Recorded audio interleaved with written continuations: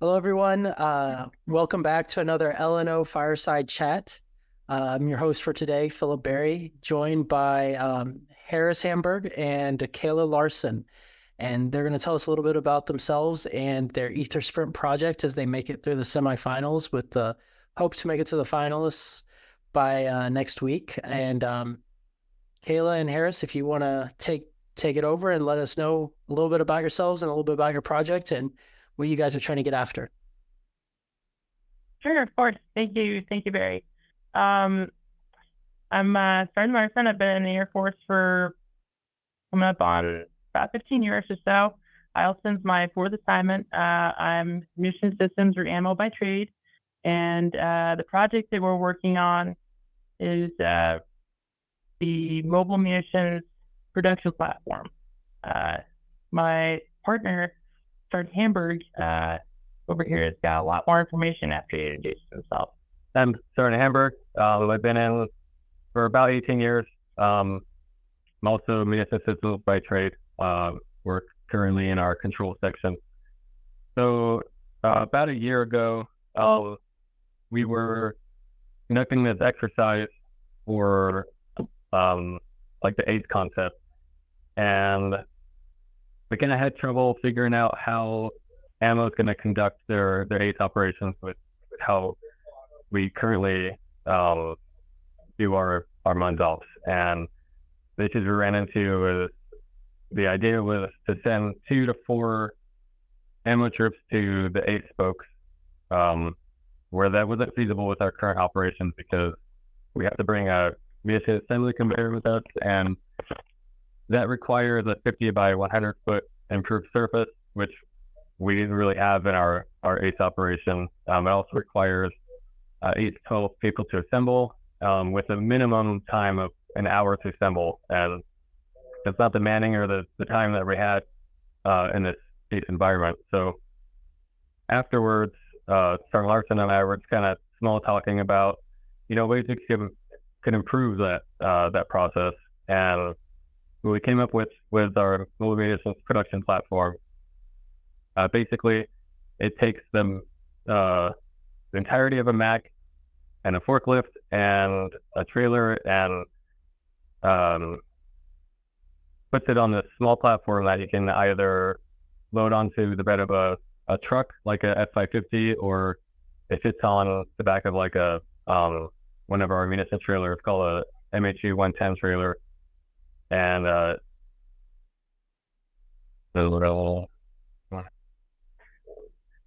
essentially what we're trying to do is condense a lot of our munitions, our core munitions production functions that are related to ACE into a single mobile platform. That's going to save us time. That's going to save our airmen a lot of heartache when it comes to being out there in the field, boots on the ground. That's going to make us much more effective in an ACE environment. And it really is going to bring a lot to the table. It's going to foundationally change the munitions career field and how we do business. It's able to condense our footprint and also the manning required from 8 to 12 people down to a 2 to 3 man team that's able to go out into these ACE operations and conduct munitions operations. Yeah, so that's what I was going to say is like, it sounds like it's not only going to positively affect the ammo community or munitions community, but also like other communities, right? Like if it saves cargo space, manpower, right? That alleviates more people to do other things or more important things than build up, tear down, right? Assuming. And then is there applicability outside of ACE, or is the primary focus right now like ACE kind of centric? The primary focus is ACE-centric, but our platform, ideally, our first co-ed, if you will, would be focused on a truck or a flatbed truck so that it is able to be utilized for other functions or purposes.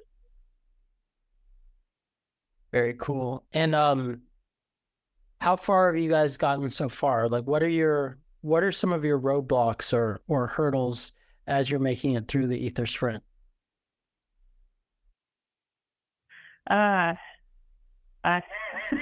Right now it's peak EPB season here and in the MUN squadron, so it's probably the scheduling. Aside from that, we're progressing through wickets pretty well. I think we have a meeting scheduled with our career field manager. We've reached out, talked to Viscos, Warcry. We're working on some do-outs for them. So really, we're making decent progress. Slow, but decent progress on most fronts right now. So I heard you say Viscos, your CFM, and then the Warcry program. Assuming that your CFM and Viscos are supporting you guys, is that correct in what I heard, or? Yes. Viscos has some information that we need to get to them. But our meeting with them went actually pretty well. It didn't go definitely didn't go how I thought it was going to go. No, yeah, we were expecting a resounding no, but it seemed like they liked our idea. It's just there's some hurdles and hoops we got to jump through, and then of course funding is always an issue, so that's something we got to sort out too. I mean, if your CFM is supporting you, Viscos is supporting you, one of the owning agencies, right? Like that's always leaps beyond most innovations as they come up to the wickets, right? Like I have a good idea, but now 20 people have shot it down. So from what I'm hearing, you guys are already getting support, which is great. And if what's holding you up is EPB season, that's even better because, I mean, airmen matter most, right? But what in terms of costs, do you have an assumed associated cost with what one might cost if it were developed out, or are you guys still trying to scope that out as you're diving into what some of the requirements might be? Well, we're still kind of trying to figure out costs with everything that's associated. I know the first item we were looking at, of course, was a truck, and that'll be 80 to 90,000.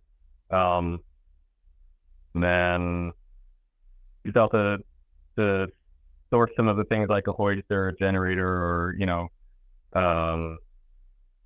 what parts we need for our CTK, things like that. It's still a work in progress as far as what total cost is probably going to be per platform.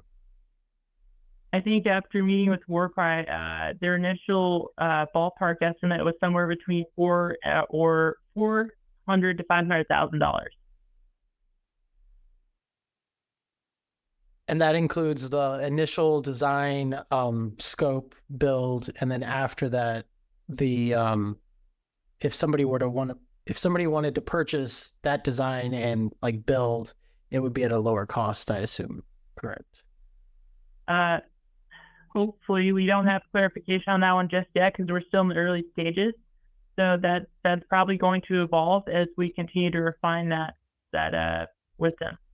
Okay. Yeah. But that works. And then, and it sounds like you guys already have the data that will potentially yield a positive ROI if the investment were to be with Warcry. Okay, I see head nods. So yeah, do you want to talk through that at all? Yeah. Well, the return on investment is until we start field testing or we actually get one fielded and start using it in real world. I mean, we're counting pallet spaces, we're adding up short tons, and we're looking at hours saved, stuff like that. But what's really going to be the metric, I think, at least for me, is the satisfaction of the feedback from the airmen who actually use it. There's been a lot of talk in the ammo community after this has come out. Yeah, where's this been? That would be great. There's been other comments that some of them deal with the forms, the checkout for that's going to be a nightmare. But overall, it's very positive, I think. But yeah, it's going to save us a lot in transportation, pallet spaces, and as a result, funding. Yeah, that'd be awesome. And then as you guys progress through the Aether Sprint and you bring your pitch to the A4, what would be your next steps whether you succeed or do not succeed with going on to the next stage?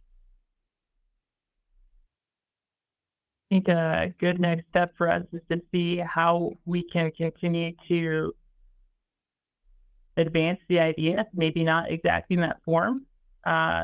Something does need to change. That's pretty evident.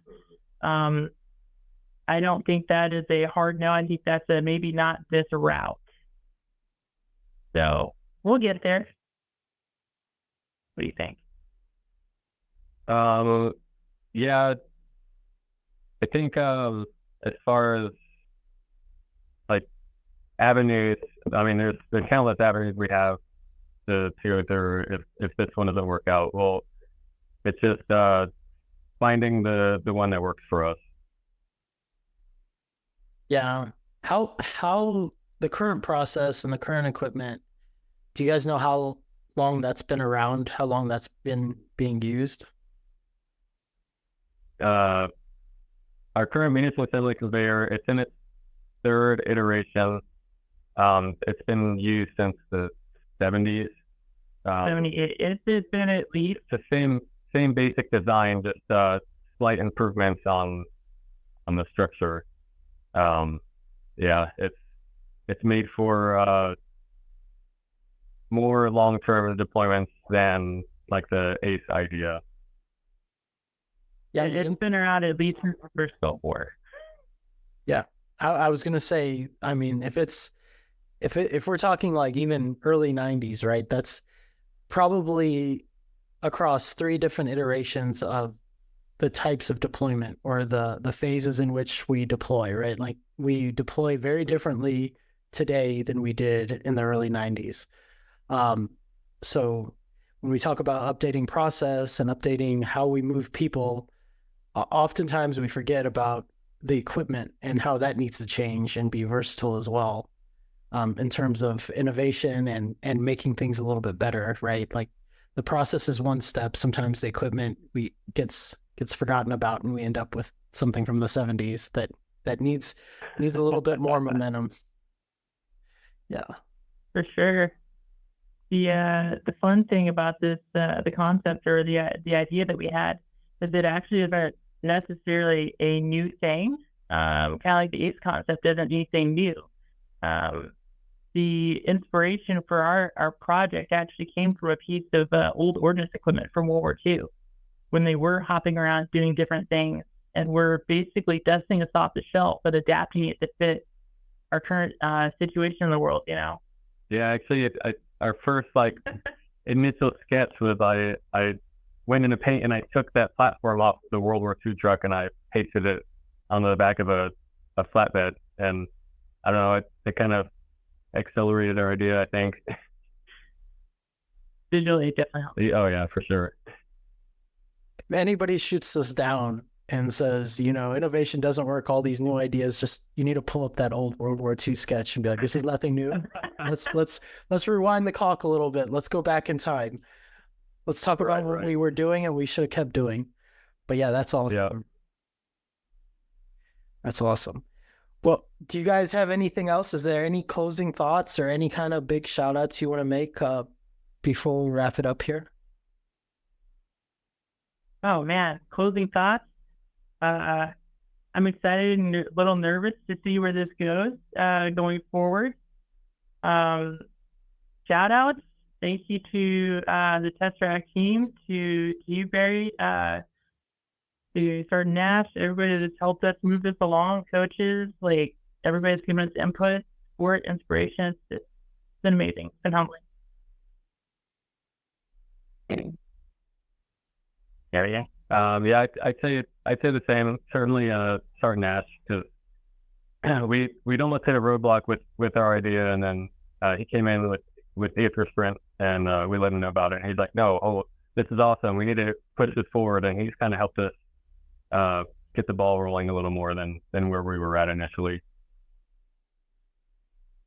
Yeah, I think this round for Aether Sprint is really unique because the coaches are a lot more engaged, and we've given them a lot more tools and a lot more resources than in the past as we've kind of grown and iterated.